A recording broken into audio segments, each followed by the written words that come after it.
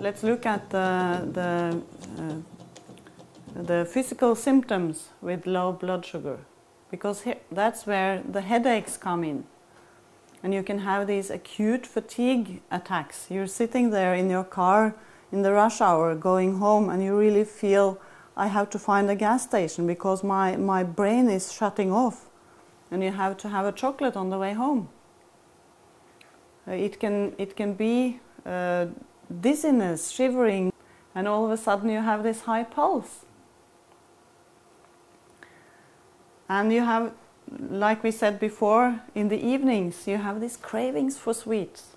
You can't stop it. You decided yesterday, I'm not going to give in for it anymore, but you just can't stop it. You just have to have them. Because now it's hormones driving your craving. It's not your willpower. And we all know what hormones does. And here I want also to draw your attention to the fact that having these blood sugar swings, you have also a craving for coffee, but you have cravings for alcohol, nicotine, and also certain forms of drugs. And thinking that we are grown-ups in charge of youngsters, it's very, very important that we know that, so that we can help them balance their meals so that they don't have these cravings. Because I'm not going to say to young people, you shouldn't drink and you shouldn't smoke and you shouldn't do this and that.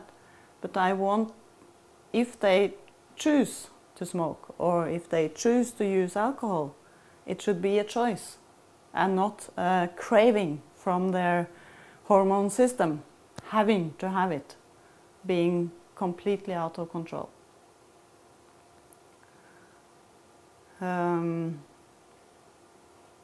You'll also see that when you make the refined carbohydrates, you take away all the nutrients.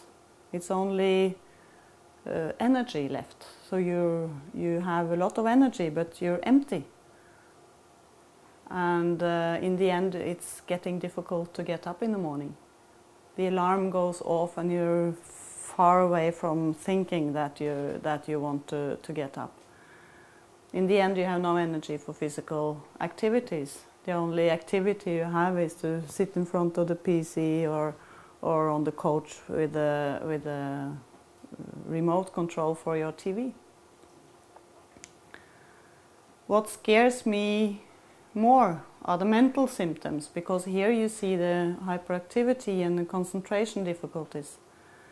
And when in Norway we have a huge amount of kids being diagnosed with ADHD,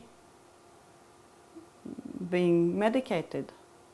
And as far as my knowledge go, when I talk to parents with these diagnosed kids, they have not been asked, what are you eating in the family? And I find that very strange. Using all these drugs with all these side effects, not trying to change the child's diet first. I think this is a big responsibility we have as grown-ups. And you see all the irritability, anger, aggression, mood swings, oversensitivity, depression, anxiety, and knowing that a lot of kids now, they are on drugs for depression. We should really put our feet on the ground and ask ourselves, what are we up to?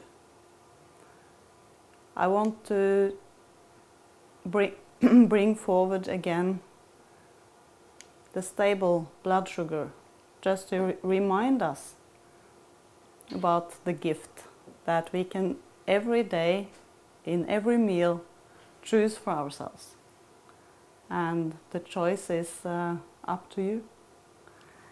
I want to show that in another way as well, because if you look at a balanced meal, how it looked when we lived as hunter-gatherers and how it looks now,